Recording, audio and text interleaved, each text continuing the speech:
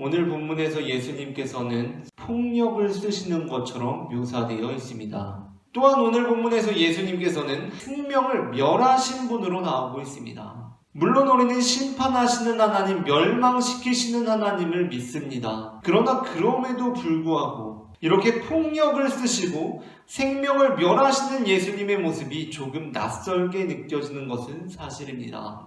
그 이유는 우리에게 친숙한 예수님의 모습은 폭력을 사용하지 않으시고 설령 어떤 무화과 나무가 열매를 맺지 못한다고 할지라도 그 나무를 말라버리게 하시는 분이라기보다는 그에게 한 번 더 기회를 주시는 분이시기 때문입니다. 그렇다면 우리는 오늘 본문을 어떻게 읽어야 합니까? 우리는 이 본문이 예수님께서 폭력을 정당화하시거나 생명을 멸하시는 것으로 이해해서는 안 될 것입니다. 그보다도 오늘 본문은 예수님께서 우리를 고치시고 새롭게 하시는 한 방법에 대해서 알려주고 있습니다. 예수님께서는 성전이 잘못되었다고 여기셨습니다. 그래서 예수님께서 하신 일은 무엇입니까? 예수님께서는 성전에서 고쳐주십니다.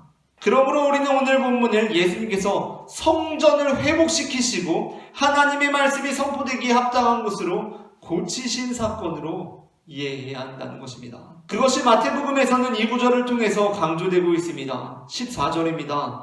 맹인과 저는 자들이 성전에서 예수께 나오매 고쳐주시니라는 본문입니다. 마태복음에서는 예수님께서 성전에 들어가서 성전 안에서 매매하는 모든 사람들을 내쫓으시며 돈 바꾸는 사람들의 상과 비둘기 파는 사람들의 의자를 둘러엎으시고 그들에게 이르시되 기록된 바 내 집은 기도하는 집이라 일컬음을 받으리라 하였거늘 너희는 강도의 소굴을 만드는도다 라고 하신 후에 예수님께서 하신 일이 어떻게 기록되어 있냐면 맹인과 저는 자들의 성전에서 예수께 나오매 고쳐주셨다 라고 이렇게 기술되어 있습니다.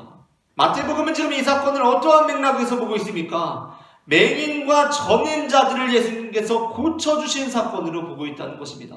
사실 예수님 당시의 성전에는 맹인과 저는 자들은 성전에 들어올 수 없었습니다.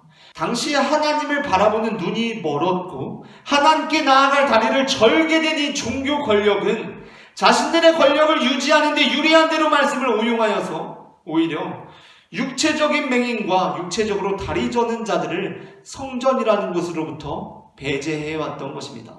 그러므로 우리는 여기서 나온 자들이 진짜 육체적인 맹인, 육체적으로 다리 저는 자들이었다고 보기가 어렵다는 것입니다. 그렇다면 이들은 누구입니까? 그렇게 강도의 소굴을 만드는도다라고 하시자 그때 벌어진 일이 무엇이라는 것입니까? 그 상황 속에서 어떤 이들이 자신의 맹인됨, 자신이 바로 다리 저는 자, 자신이 바로 강도의 소굴이라는 것을 깨닫고 이 영적인 맹인들, 영적으로 다리 저는 자들이 예수님께 고침을 받게 되었다라는 의미를 담고 있는 구절이라는 것입니다. 사실 당시 예수님께서 그들에게 그렇게 말씀하시기 전까지 들 중 어느 누구도 자신이 강도라고 생각하는 사람은 아무도 없었을 것입니다. 왜 그렇습니까? 그들은 강도가 아니었기 때문입니다. 이들은 그저 그 당시의 제도, 그 당시의 구조에 따라서 나와서 성전에서 돈을 바꾸어주고 성전에서 짐승을 판매하는 선량한 장사꾼들일 뿐입니다. 그 누구도 나는 강도다라고 생각하는 사람이 없었습니다. 자신들은 그저 장사를 하는 사람들일 뿐이라고 생각했습니다. 그렇게 장사를 하면서 사실은 불의한 돈을 벌고 부정한 이익을 취하면서도 여전히 나는 그냥 이렇게 장사하는 사람일 뿐이야. 지금 그냥 이 시스템 안에서 나는 장사를 하고 있을 뿐이야 라고 생각하였을 것입니다.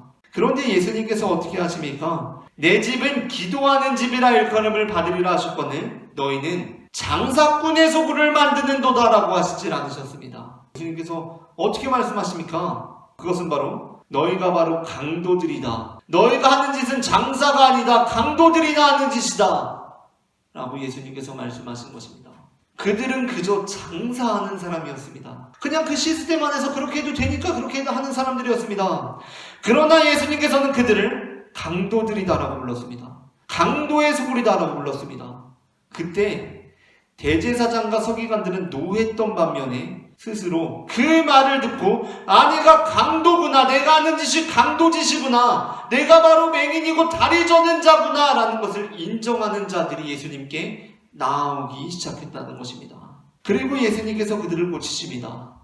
우리를 영적으로 마비시키는 것이 있습니다. 그것은 우리의 잘못을 지적하지 않는 사람들에 둘러싸여 있는 것입니다. 그것은 마치 푸르른 이파리처럼 우리에게 다닥다닥 달라붙어서는 우리 스스로도 우리의 실체를 바라보지 못하게끔 만듭니다. 우리는 사실 영적으로 열매를 하나도 맺지 못한 나무임에도 불구하고 우리가 마치 대단한 열매를 맺는 나무인 것처럼 착각하게 만드는 것입니다. 그 상황 속에서 예수님께서는 그 실체를 드러내십니다. 그렇다면 그것이 그 무화과 나무를 죽인 것입니까? 잘 살고 있는 무화과 나무를 죽인 것입니까? 아닙니다. 이는 오히려 자기가 이미 죽음의 위기에 섰음에도 불구하고 자신이 위기에 놓인지도 모르는 무화과 나무에게 그 실체를 깨닫게 함으로써 새로운 삶을 촉구하고 계신 것입니다.